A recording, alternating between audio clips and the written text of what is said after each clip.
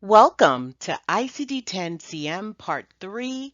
I'm Mrs. J, Curriculum Director at AMCI and one of your ICD-10-CM instructors.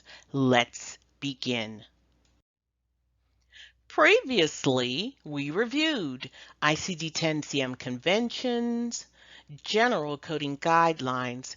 We did some scenarios and quizzes to test our knowledge, and hopefully we brought you one step closer to ICD-10-CM coding mastery. Let's review our goals for today. 1. We are going to learn about Section 4 guidelines. 2. Learn about code sequencing. Yes, what comes first, what comes next. Third, we will learn how to identify the first listed code. Your first listed code is the code that will be listed first or sequenced first. And fourth, we will learn how to identify all other codable diagnoses. Now, we'll read our copyright next, then we'll begin. Copyright. 2021 copyright. MCG, TTT, Keyword Concept, FTR, Chun, AMCI Feb 7, AMCI Flip Tap, AMCI Master 7, MMM are all trademarks of AMCI.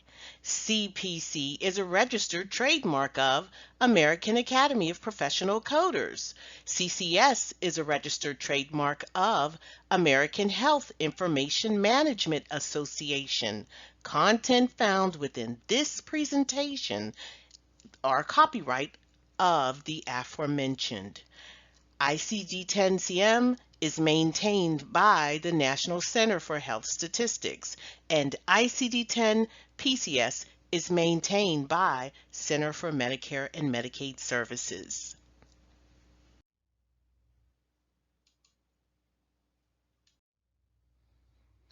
All right, coders. Section 4 guidelines are the guidelines for diagnostic coding and reporting guidelines for outpatient services. This is key, coders. You know what this means? This means that these Section 4 guidelines are not for use for inpatient encounters. So again, these are outpatient guidelines, and here is where you're told or directed to use a different type of guidelines for inpatient encounters. Just so you know, for inpatient encounters, we use the Uniform Hospital Discharge Data Set guidelines, and those guidelines are in sections 2 and 3. All right, so let's quickly review the Section 4 guidelines. Number 1, or A, Section 4A, these are the guidelines for selection of the first listed condition.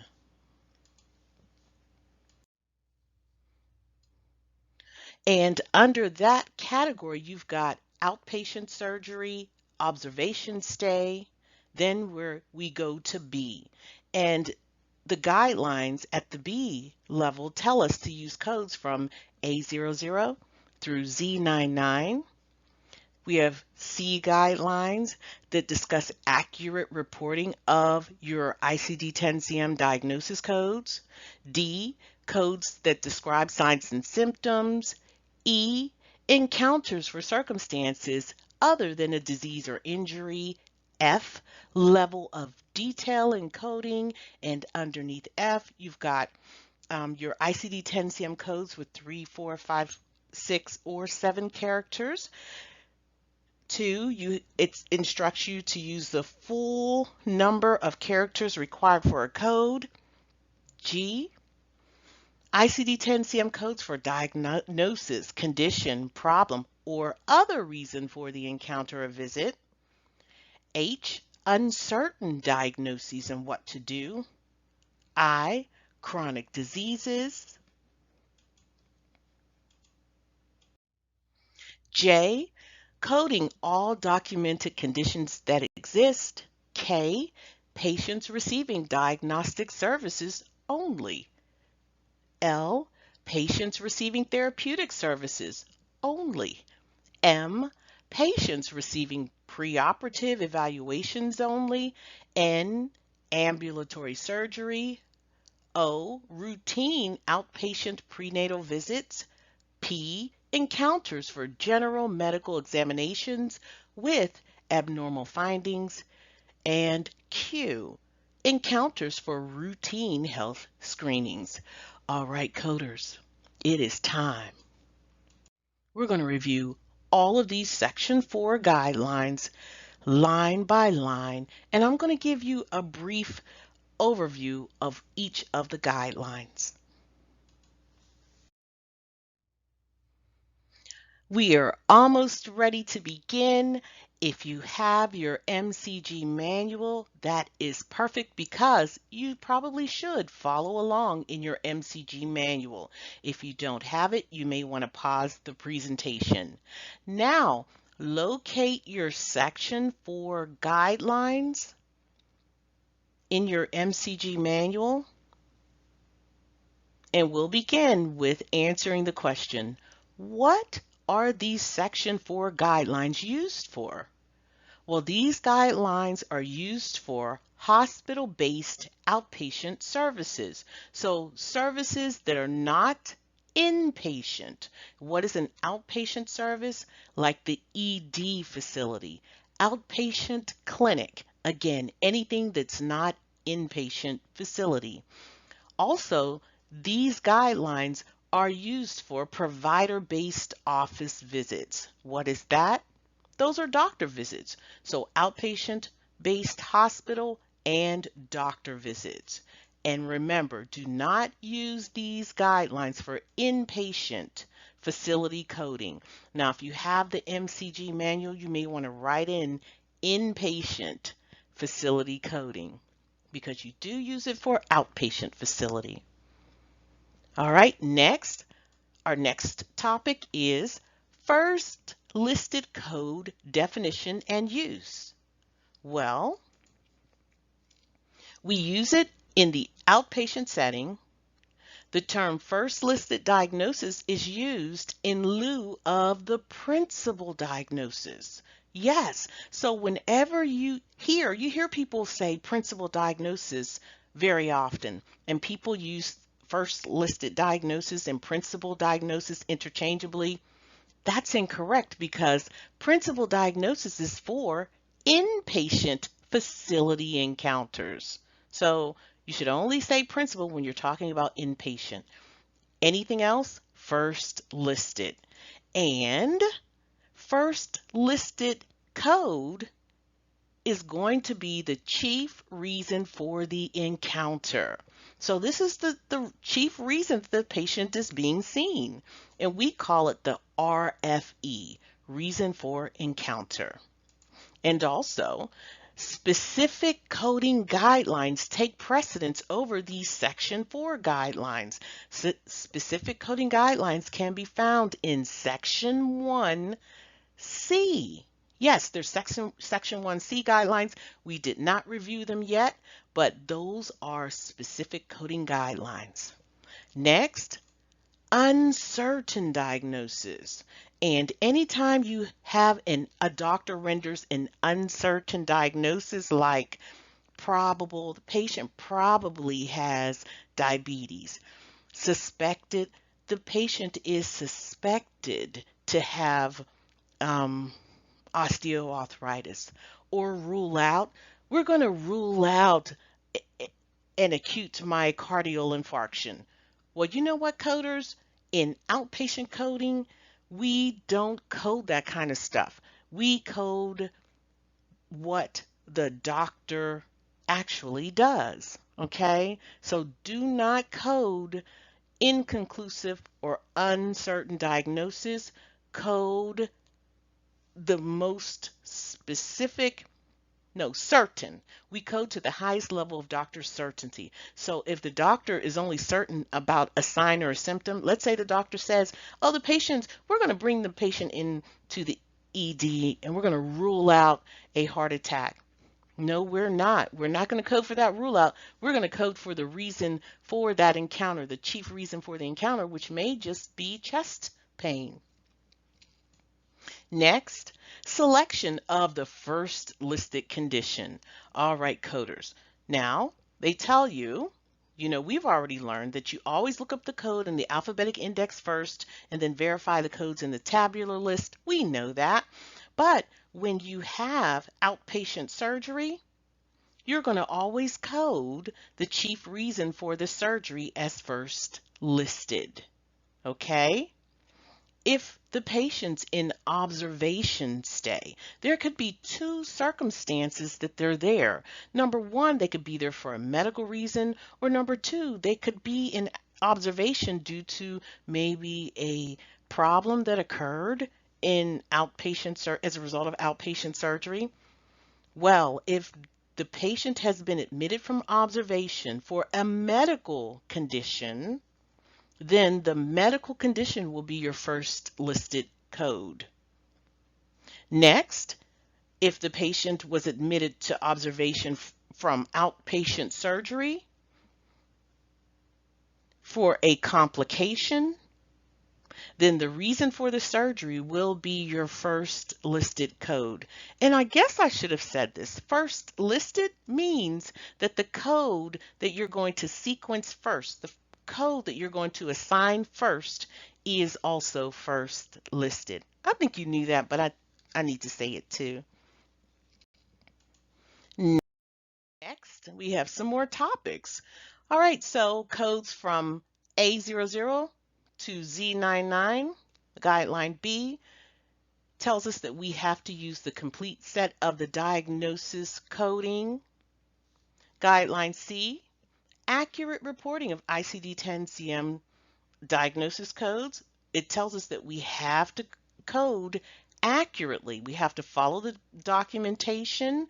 We have to use the terminology that's specified in the documentation, as well as the symptoms, the problems, or the reason for the encounter. We have to consider all of that and make a proper code selection. All right, Section 4, Guideline D, codes that describe symptoms and signs.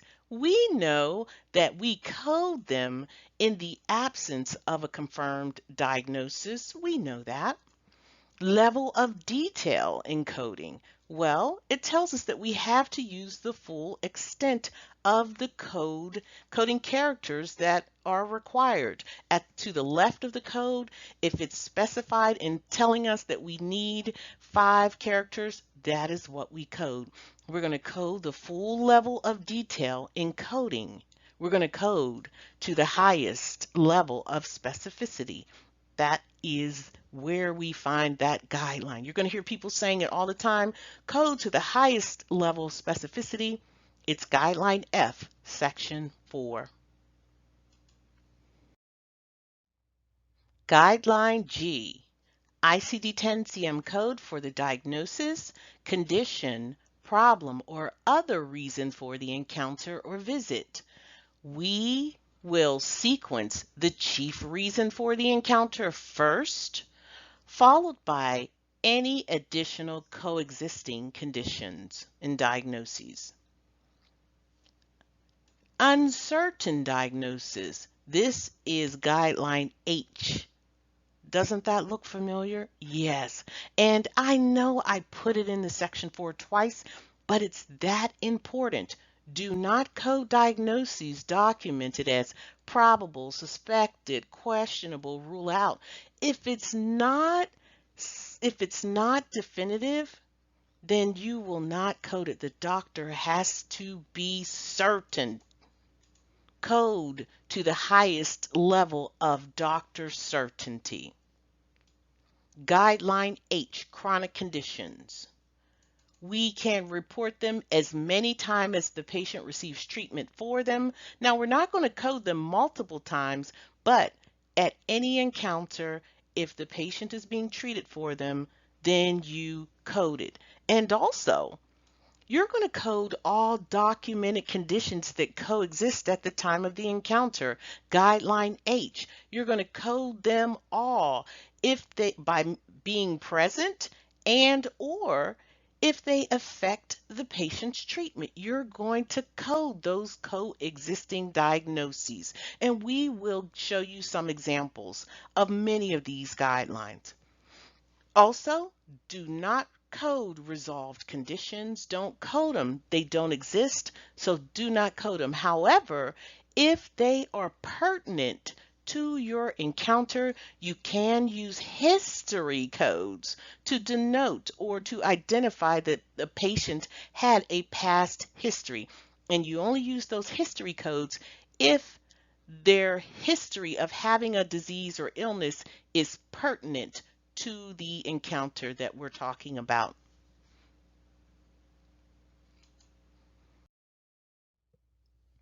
All right, now we're at guideline K. Patients receiving diagnostic services. What is a diagnostic service? Well, diagnostic service means that we're trying to diagnose a patient's condition. Don't quite know what it is, but we are trying to diagnose the patient's conditions. Let's say that a patient has an arthroscopy. Let's say they have knee pain and an arthroscopy or arthroscopy is taking place. They they just have knee pain. We're trying to see if there's another condition. All right, so this is what you do. You're going to sequence the chief reason for the encounter first, and then you're going to code also all coexisting diagnoses at the time of the encounter. Now, let's say you have a routine labs took place. Let's say a patient has a pap smear and there's no diagnosis, right? Often a patient can have a lab or a pap smear or something like that, and there's no diagnosis warranting it. So you're going to have to use code Z01.89 for routine labs or radiology. And that might be a bad example because I think there might be a pap smear code. But if there's no code for it and it's a routine lab without a diagnosis, then you're going to code it Z01.89. Now, getting back to that diagnostic test. If there's a diagnostic test performed by a physician and the results have rendered a diagnosis, let's say we had that arthroscopy, and let's say that the arthroscopy says that we have some internal derangement. That's going to be the diagnosis. Then that is going to supersede that pain code or that sign and symptom. We have a diagnosis. And so the guideline says if a diagnostic test performed by a physician and the results have rendered a diagnosis, internal derangement, code the confirmed diagnosis as the first listed diagnosis, okay? Do not code those related signs and symptoms. No, we don't code them. And why, coders? If you said because the related signs and symptoms are integral to the diagnosis, outstanding. We're getting down to the wire. Guideline L, patients receiving therapeutic services only. What does therapeutic services mean? Well, it means that they're receiving treatment. So therapeutic means treatment. So whenever a patient's receiving therapeutic services only, you're going to code as first listed the chief reason for the encounter. And you're going to code additionally all coexisting diagnoses. Now, the only exclusion to this rule is if the encounter is for chemo or radiation therapy. Chemo and radiation therapy have their own encounter codes, so you will not need to code the patient's diagnosis of cancer. You'll code the encounter code.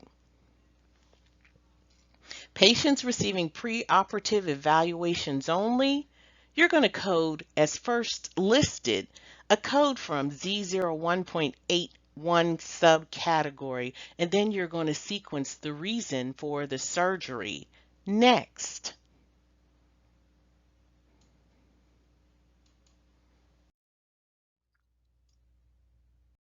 Guideline N, ambulatory surgery.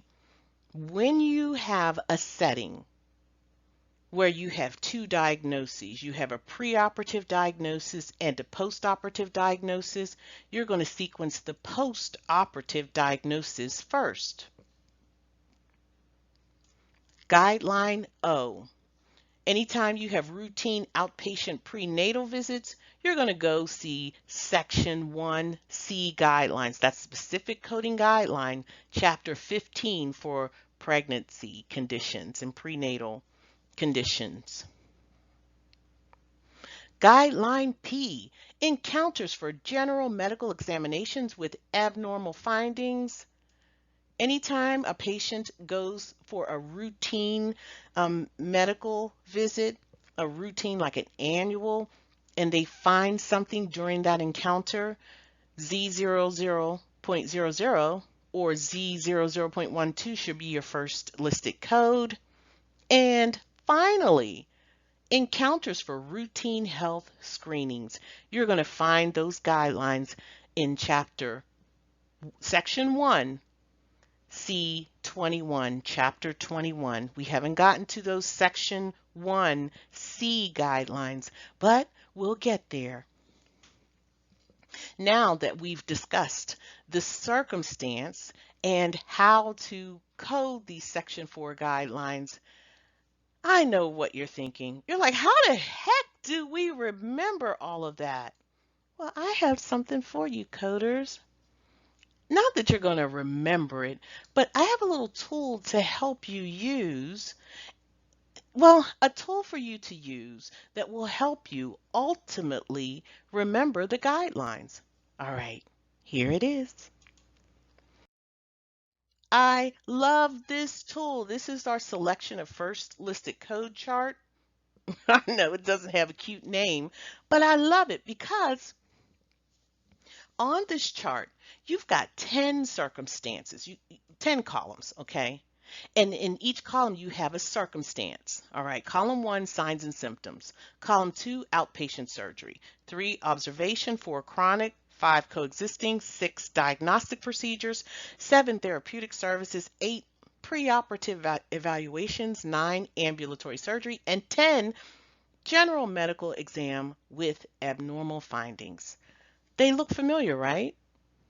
Well, they should, because these are the most common diagnoses or circumstance in Section 4. In other words, if you have a sign and symptom, then you go to the sign and symptom column, and below it, it tells you what to do. So if you have a sign and symptom, it tells you you can first list it when no diagnosis is present, or don't code it when you do have a diagnosis. Outpatient surgery, code the chief reason for the surgery is first listed. If you have observation stay, if the patient was admitted to observation for a medical reason, code the medical reason first.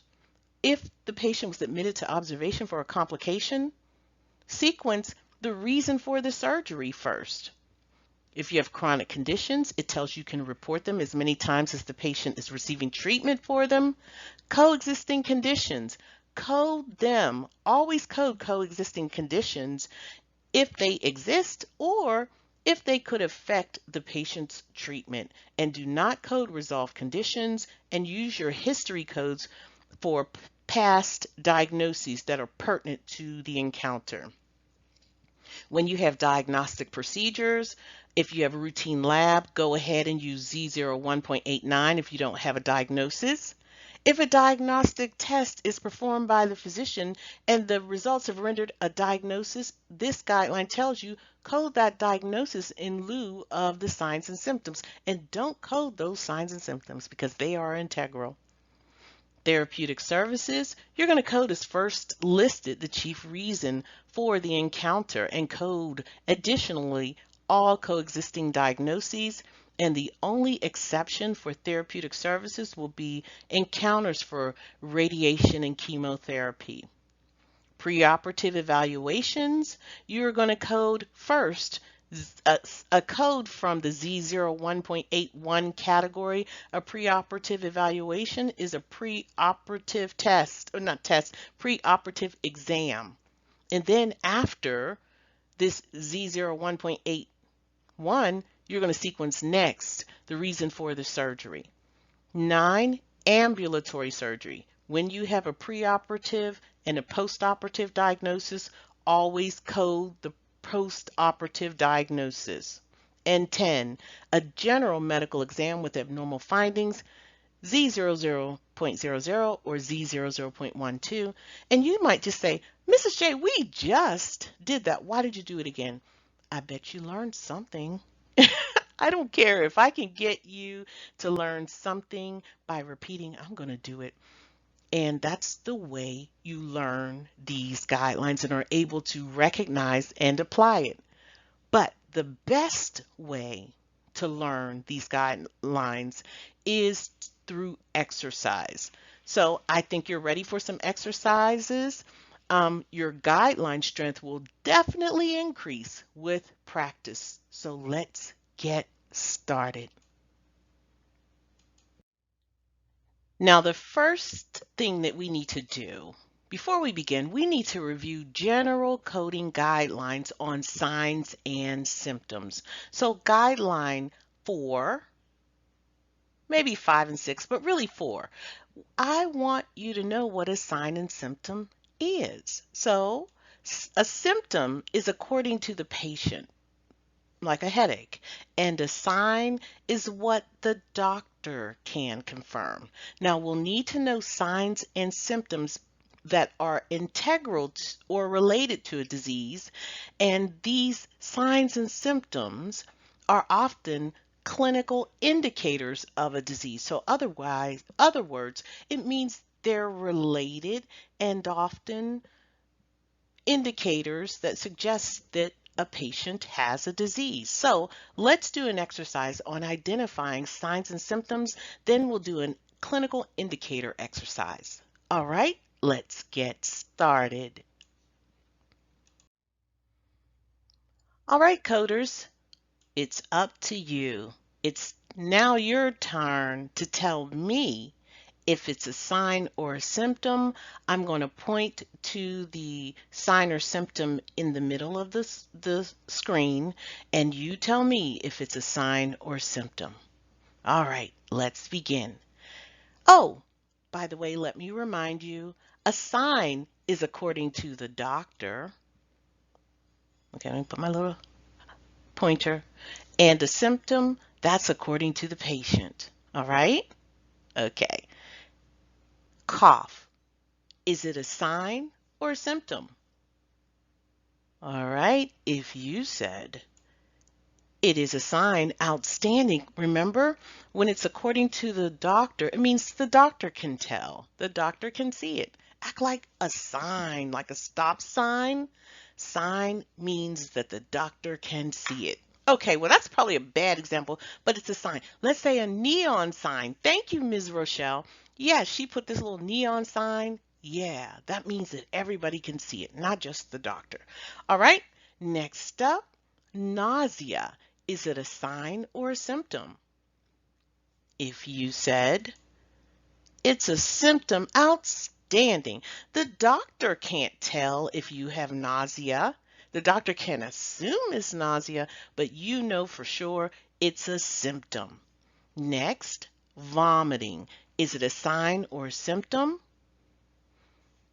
If you said it's a sign, outstanding. Yes, everyone can tell when you're vomiting, especially the doctor. Next up, lightheadedness. Is it a sign or a symptom? If you said it's a symptom, outstanding. The doctor can assume you're lightheaded, but only you know for sure. The doctor can't really tell. It's a symptom.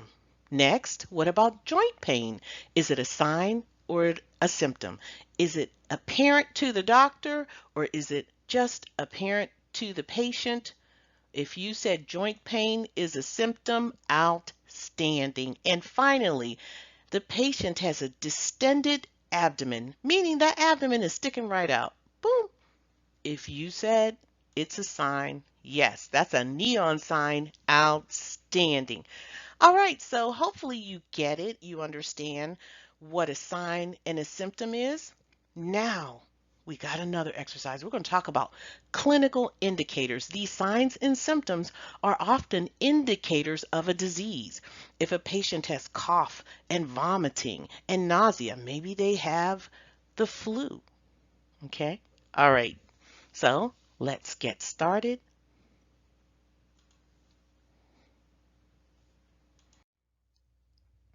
All right, so here's my clinical indicator exercise. I know it's bootleg compared to Ms. Rochelle, but this is the best I can do. All right, so on the left, you have diagnoses. On the right, you've got your signs and symptoms, and these signs and symptoms are often called clinical indicators. So they're indicators of a diagnosis or disease. All right, so let's anxiety. Anxiety. Can you tell me what are the signs and symptoms or clinical indicators for anxiety?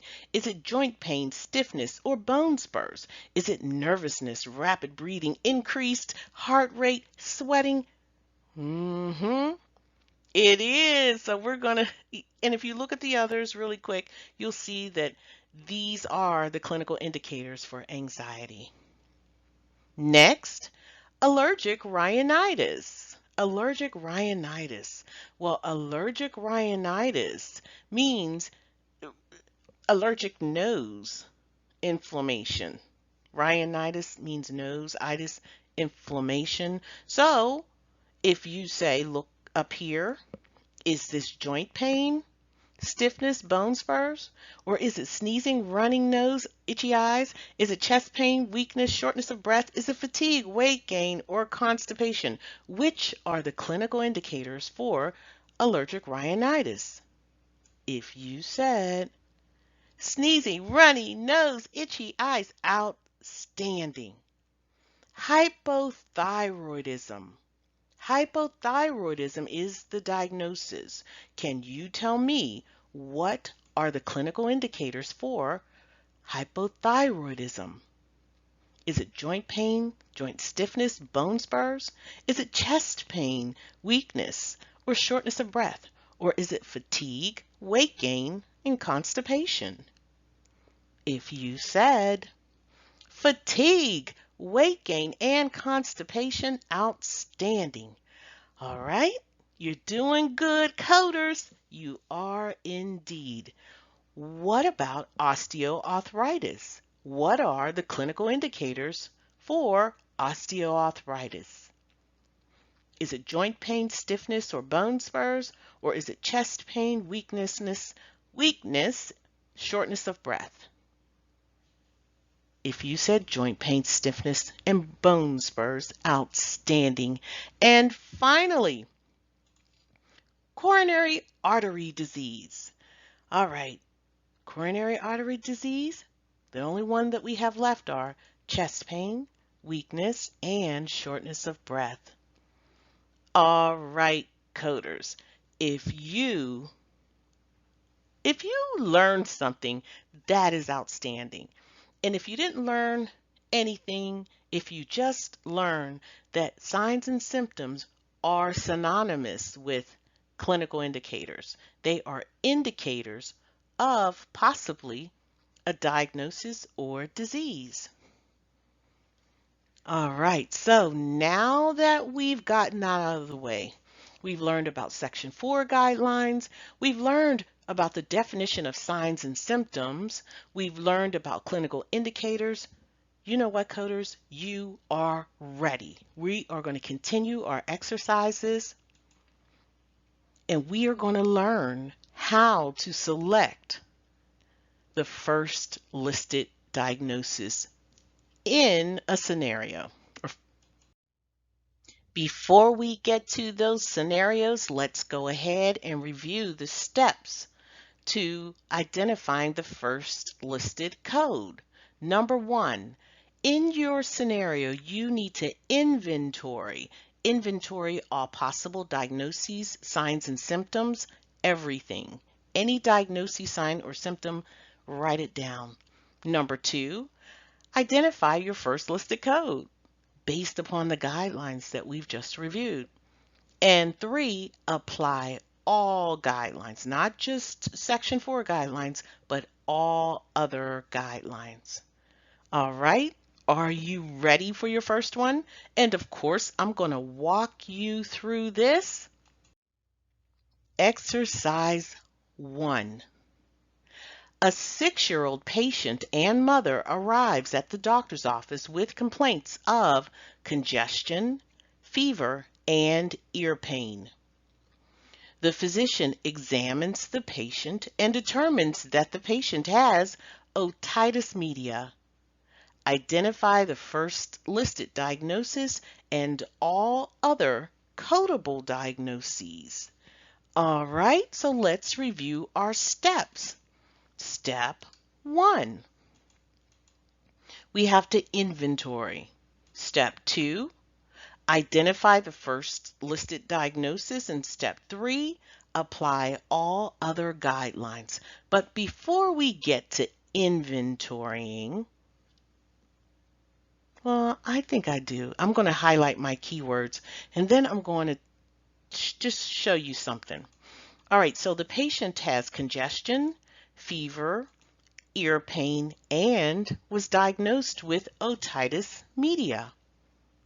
So as a coder, you're going to say, oh, okay, I can do this. But what if you don't know what otitis media is? Well, this is a great time as you're studying to learn what they are. And don't feel like there's so many diagnoses that you just won't learn them.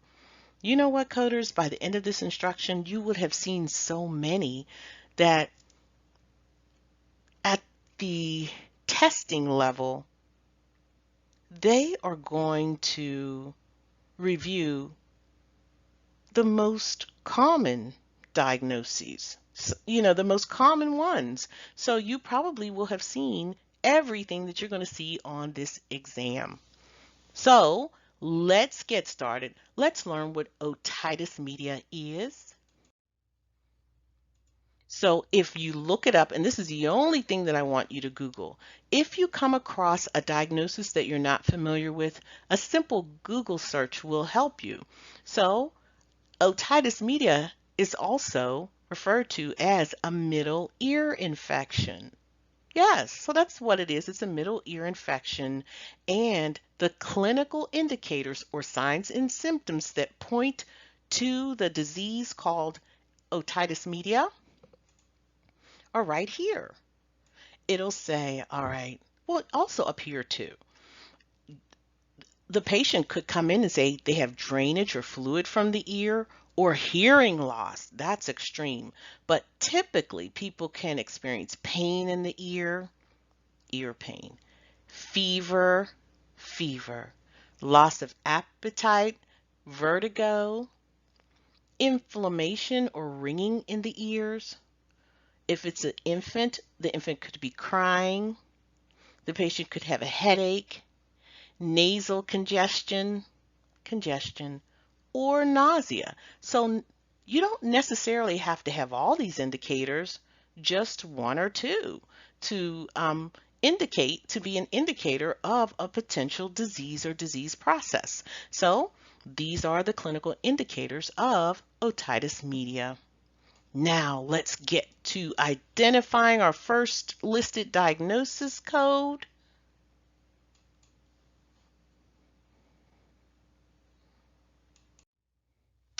All right, so here's our scenario. Now we need to do the first step, which is inventory those diagnoses, signs, and symptoms.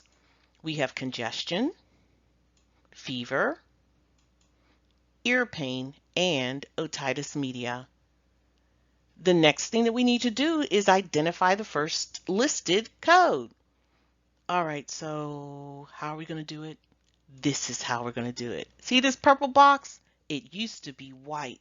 This is our first listed diagnosis box. This is, or table. This is Mrs. No, this is AMCI's first listed diagnosis chart. and they're here. And so let's work this chart. You go down the columns and you select all that apply. And in this case, signs and symptoms apply. Congestion, fever, ear pain, and are all clinical indicators of otitis media.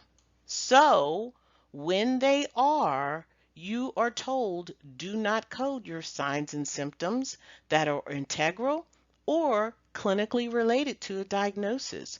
And congestion, fever, ear pain are all clinically related to otitis media. Therefore, otitis media is our first listed diagnosis. How do you feel about that, coders? All right, so I do have a key point. Otitis media is our first listed and our only diagnosis. Are you ready for some more? Okay, let's go, coders. All right, so we have a 45-year-old doctoral student who arrives at the ED with complaints of fatigue, constipation, and weight gain. After administering blood work and examination, the patient was diagnosed with hypothyroidism. Now, coders, your task, you have to identify the first listed diagnosis and all other codable diagnoses. I want to remind you of your steps on the right, and I'm going to give you a few moments to identify your first listed diagnosis. And if you need to pause the presentation, feel free.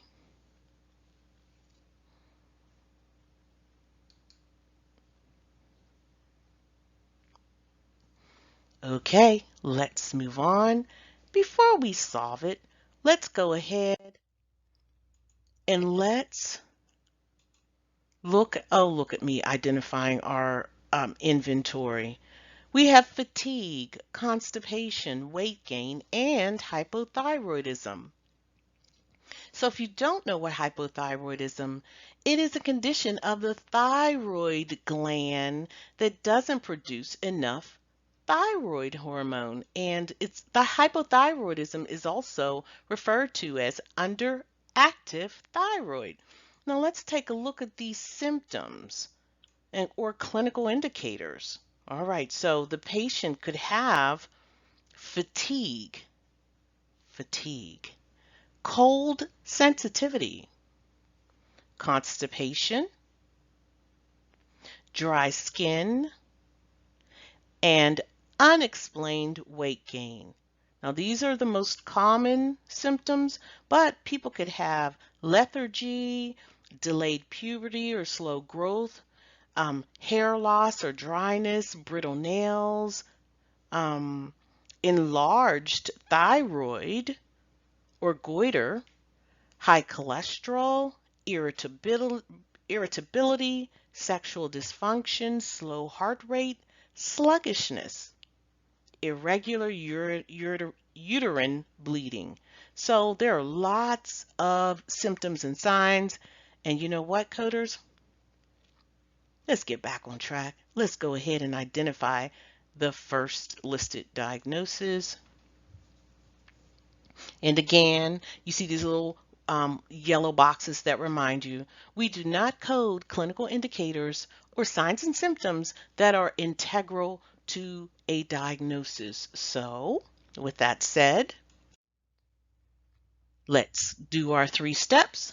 First, we're going to inventory all diagnoses, signs, and symptoms. We have fatigue, constipation, weight gain, and hypothyroidism. Then we're going to turn our attention over to our chart, and we're going to look to see 1 through 10 to see all that apply, and 1 definitely applies. Signs and symptoms. We know we do not code signs and symptoms that are integral or clinically related to our diagnosis, which is our chief reason for the encounter, hypothyroidism, and it is our first listed code. All right, coders. So we've been at this for a while, and you know what? Studies show that when you get up and move around, you have better outcomes. So if you don't do it for you, I'm going to do it for me because I can't keep talking like this unless I have, the energy. So I'm going to get up and I'm going to move around, and I hope you do it too. This is ISM.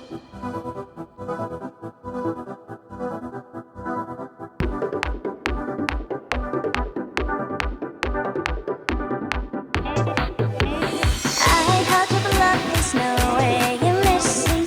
You seem a little lost with your theory. There's no way you'll get it wrong. But I see it probably doesn't matter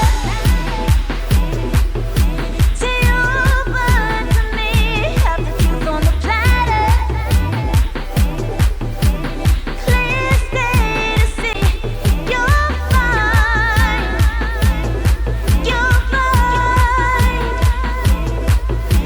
difference of different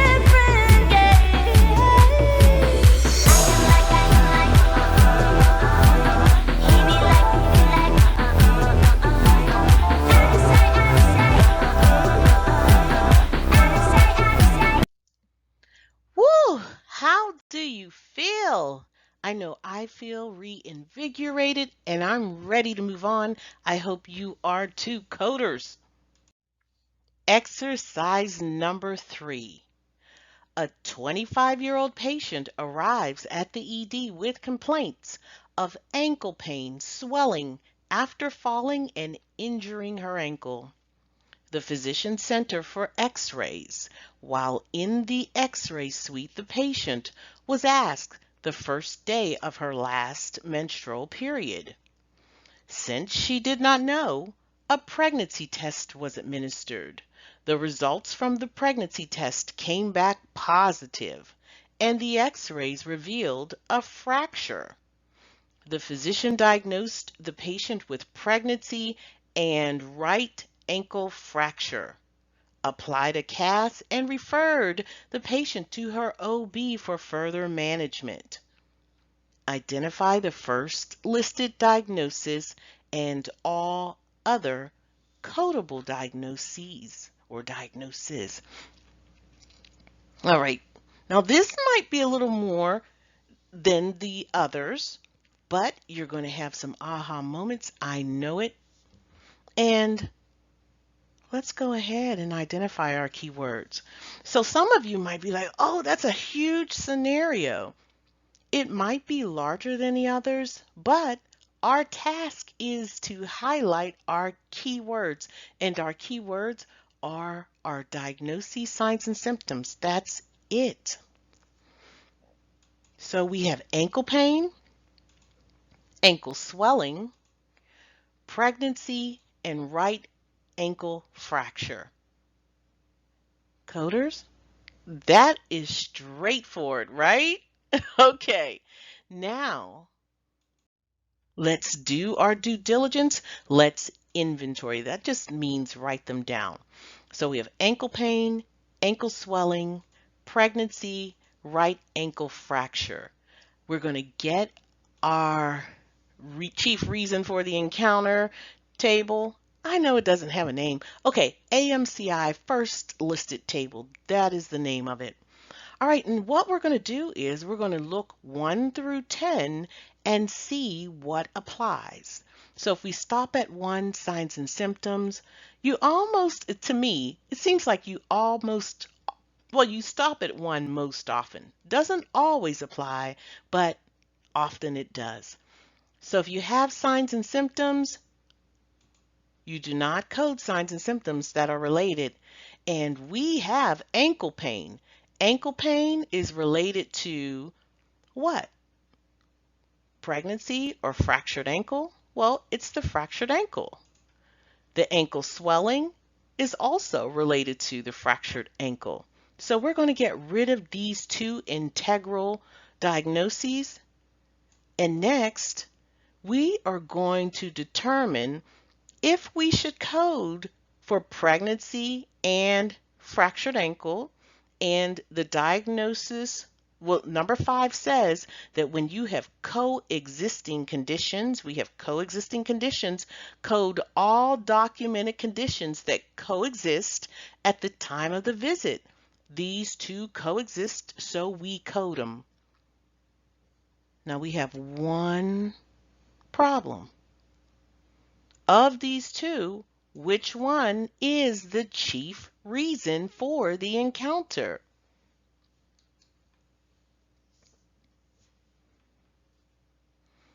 All right, so some might say pregnancy, some might say fractured ankle.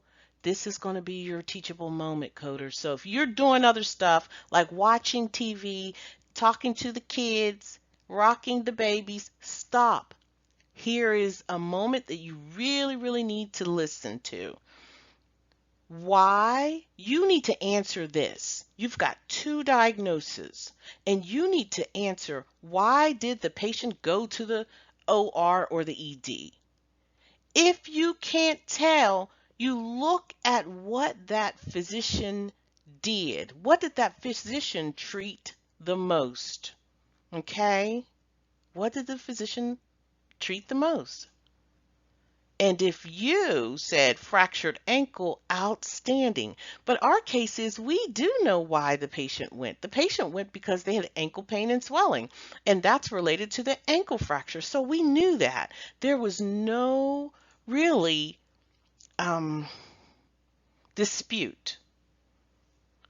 Now remember, fractured ankle is the chief reason for the encounter. However, you're going to code both.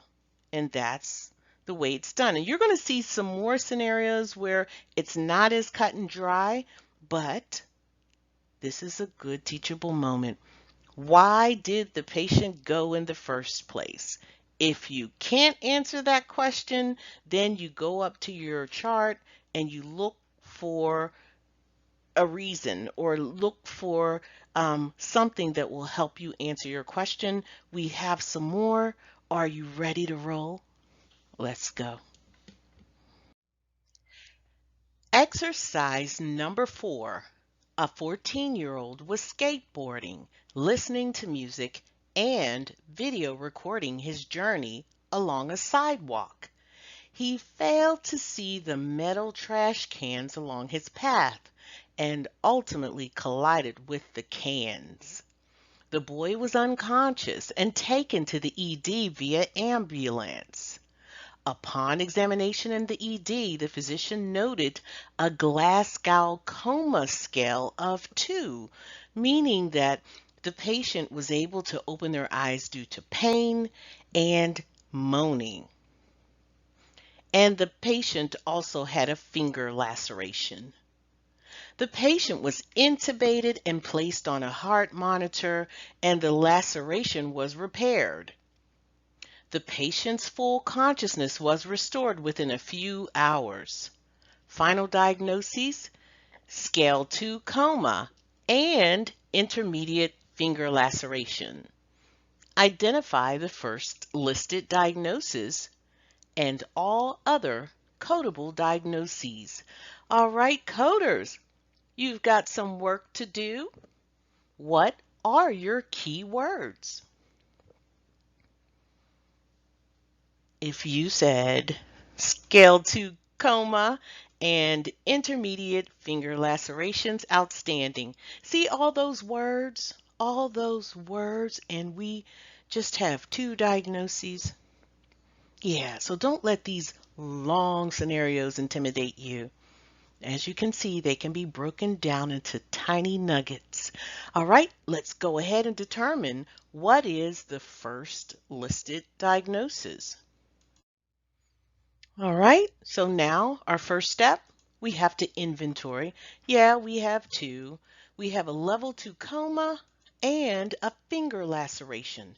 We need to find out which of these 2 diagnoses will be sequenced first. So we're going to use our AMCI first listed diagnosis chart, And we're going to determine of the two which one is the chief reason for the encounter. All right, so when you can't really tell, the patient came in, the patient had a finger laceration and a level 2 coma, you really can't tell because they came in with the same thing. So the coding tip, and this is important, so pay attention, coders. You have to answer the question, which of the two diagnoses was chiefly treated? Which one was chiefly treated? Or which one was chiefly significant? Which one was the most significant? On site, we can kind of draw our own conclusion, but let's look at the documentation to tell the story. Well, we can assume that the level 2 coma is chiefly more significant or chiefly treated, but let's look at our documentation. The patient was intubated and placed on a heart monitor. That is significant, much more significant than repairing a laceration.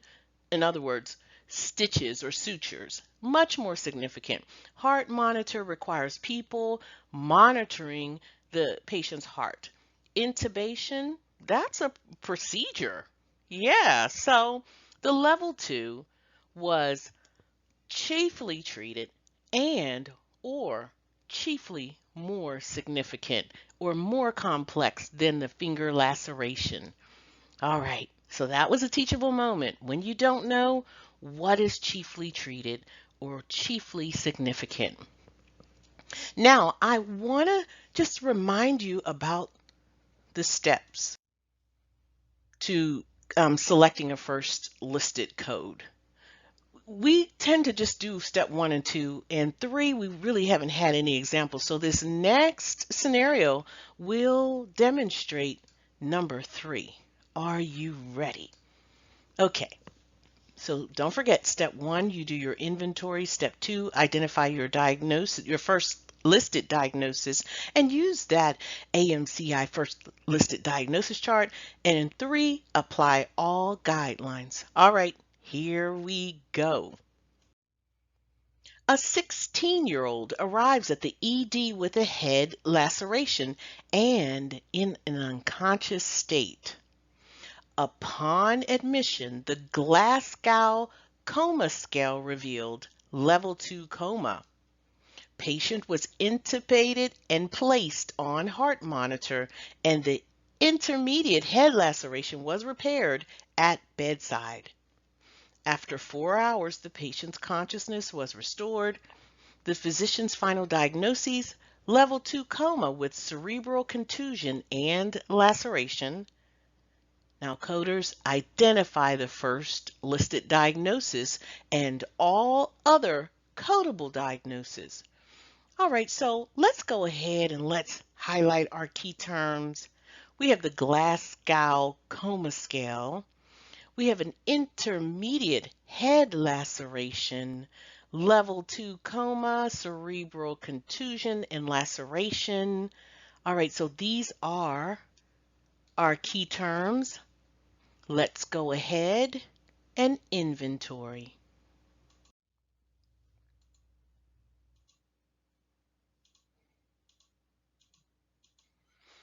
All right, so we're going to inventory level 2 coma, cerebral contusion, and cerebral laceration. And this almost seems like the other scenario, right? We have to determine, it says, which of the diagnoses was chiefly treated or chiefly significant, right? And so let's just take a guess, and we might say level 2 coma. Well, the level 2 coma was treated. They intubated this patient. They repaired the that laceration was repaired too. You know what, coders? We can say level 2 coma was chiefly the reason, but step 3 says read all guidelines. So in the real scheme of things, we would be looking up these codes. And remember, there are guidelines at the code level. So let's go ahead and let's look up these codes.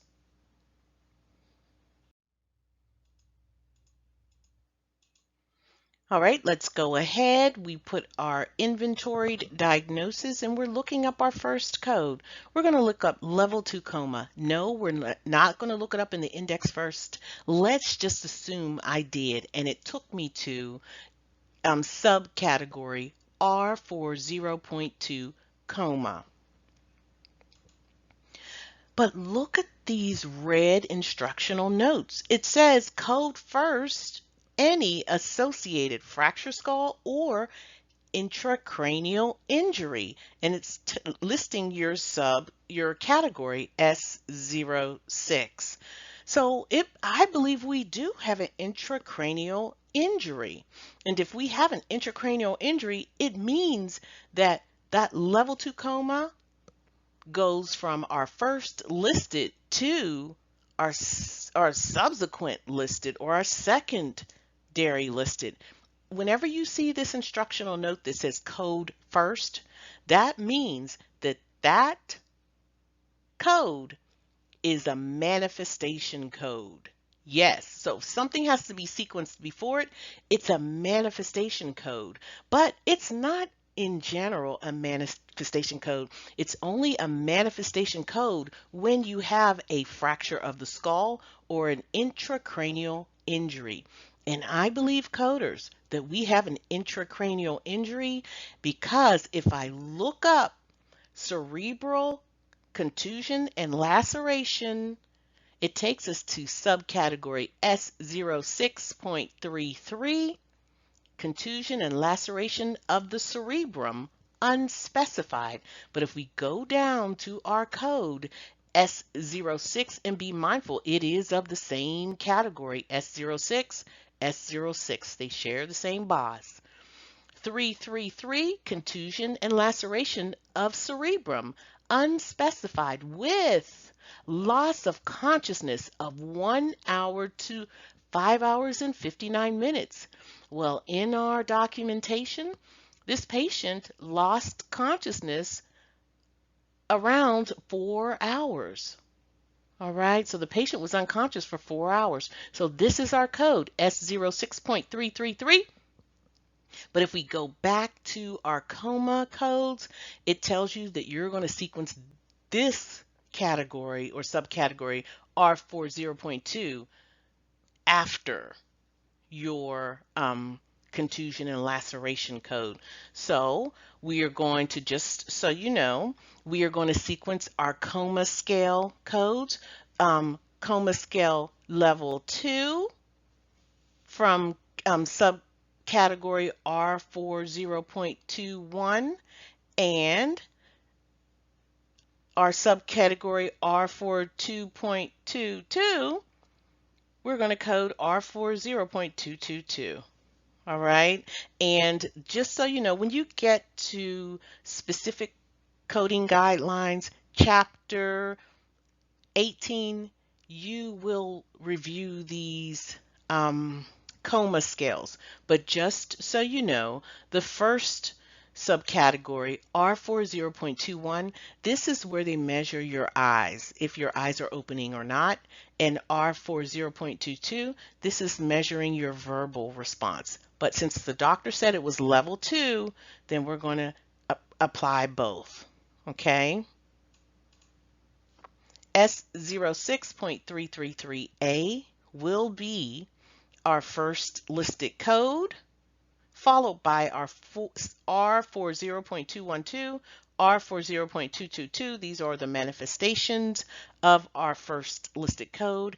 And that A, well, coders, that's our seventh character extender, and we reviewed that not too long ago, and we didn't have room to look at this indicator, but trust me, I went to the BOS. If you want to do it yourself, go to S06, you'll see the indicators.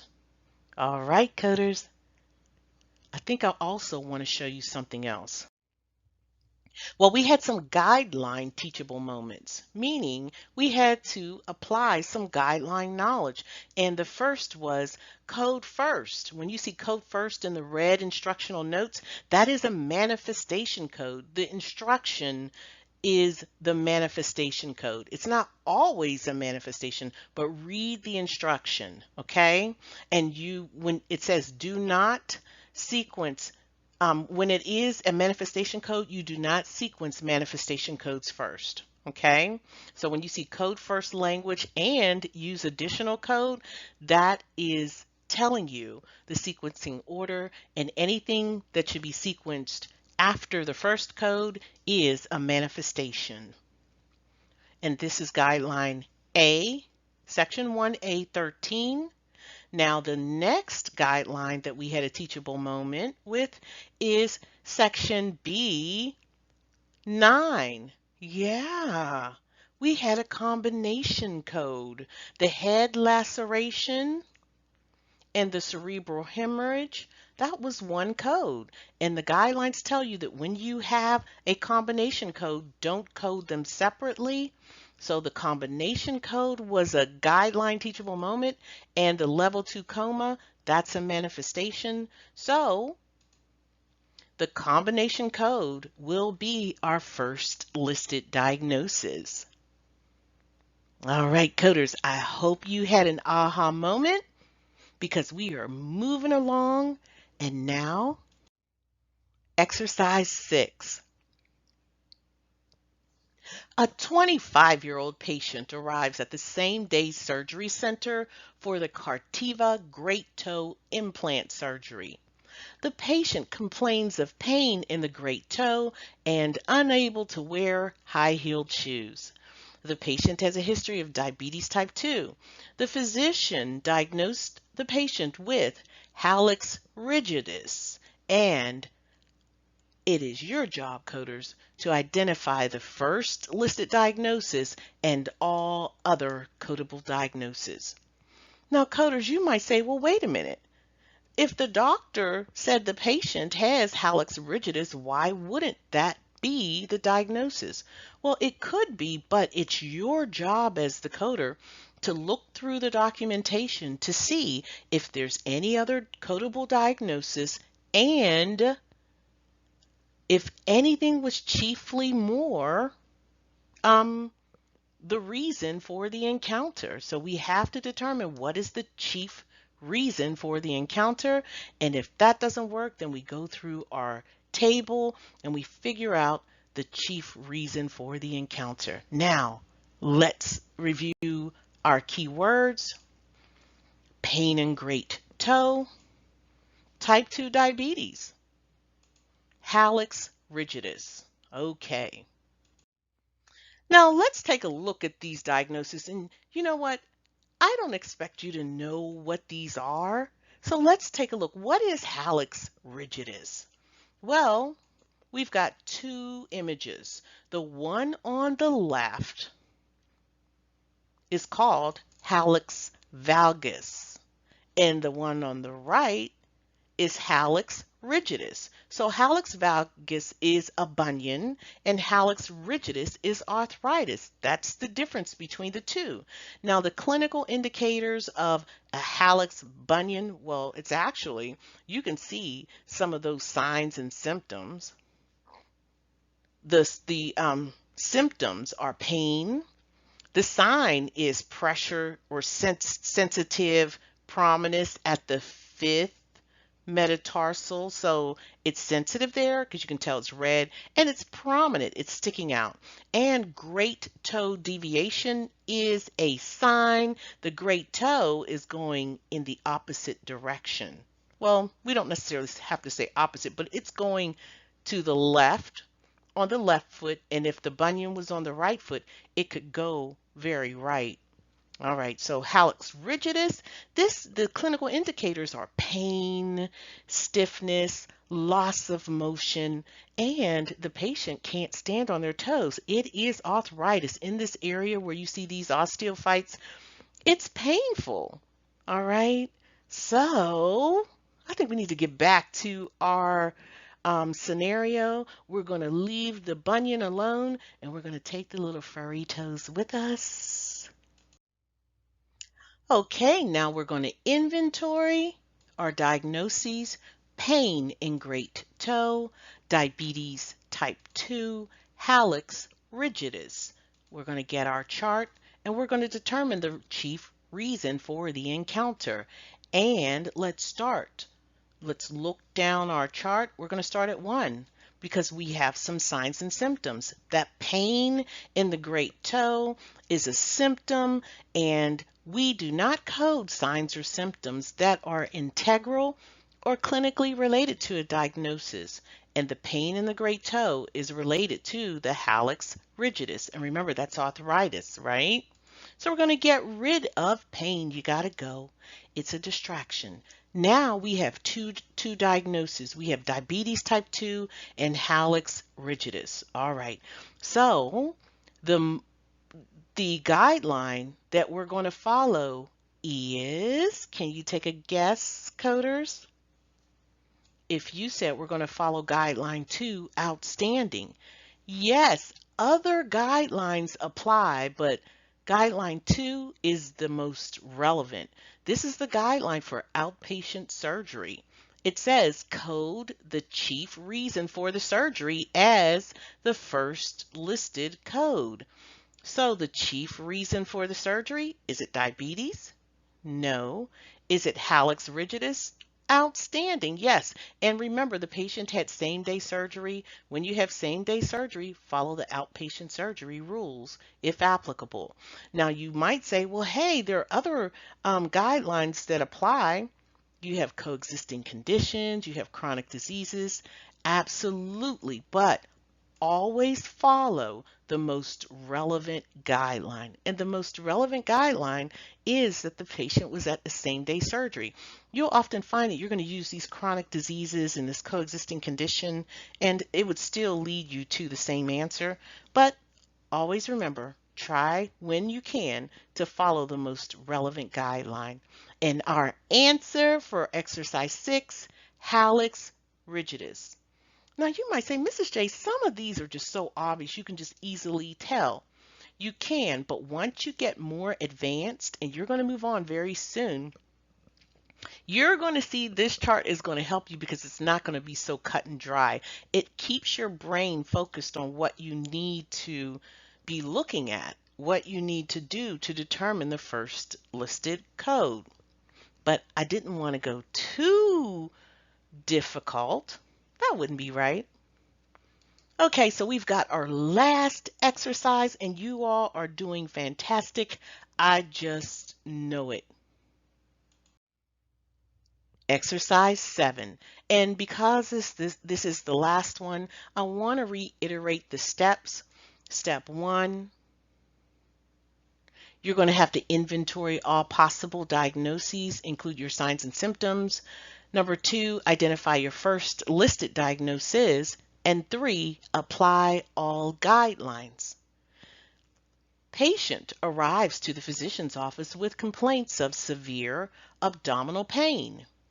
She has a history of hypertension, diabetes mellitus, and gastroesophageal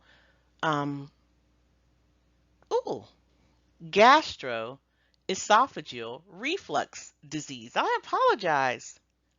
The patient was sent for upper GI studies, and it was determined that the patient had a ruptured appendix. Code the first listed diagnosis and all other codable diagnoses. Okay, coders, what are your keywords? Your keywords are going to be what you're going to inventory. You're going to inventory your abdominal pain, hypertension, diabetes mellitus, gastroesophageal reflux disease. I kind of use disease and disorder, so that kind of stumped me for a minute, but we're going to say disease, and ruptured appendix. All right, let's do what we need to do to find the first listed code. Step 1, we're going to inventory everything.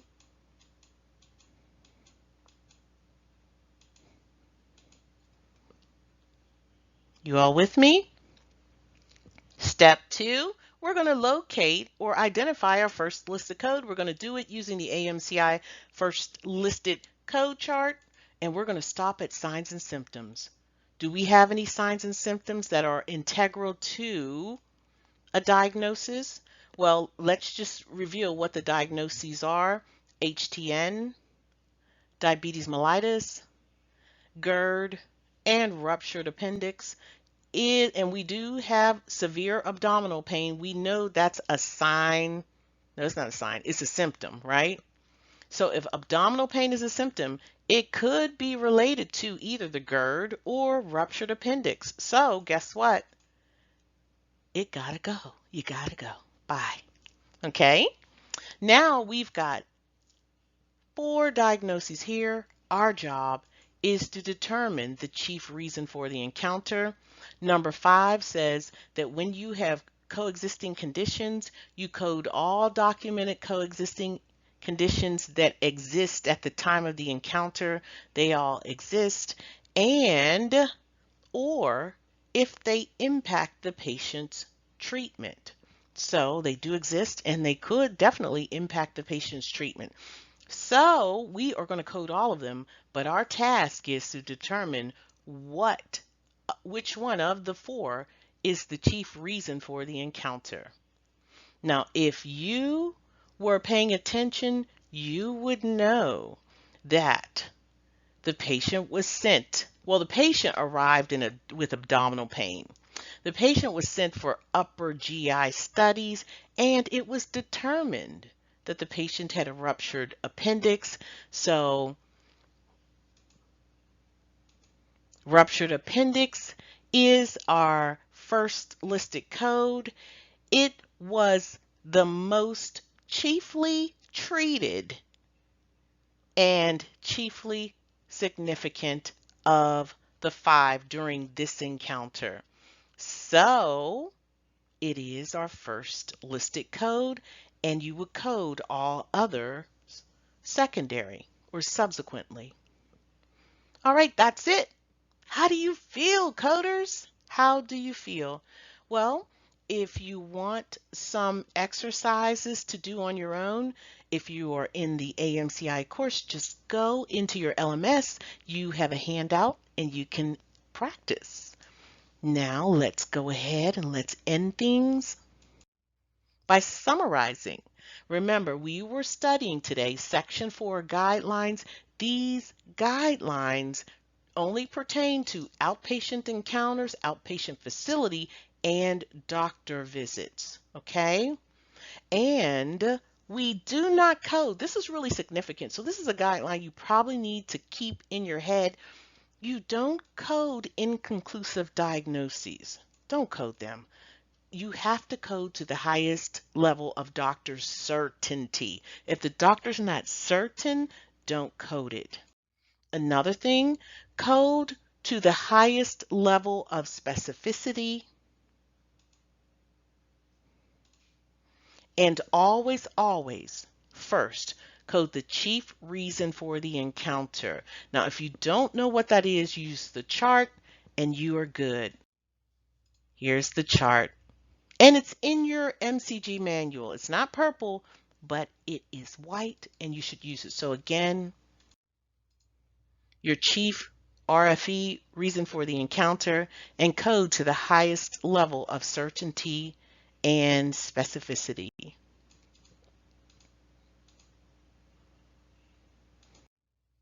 Congratulations, coders. You have finished Part 3. You've learned Section 4 guidelines. You've learned how to select the first listed code and how to identify all other codable diagnoses. Outstanding.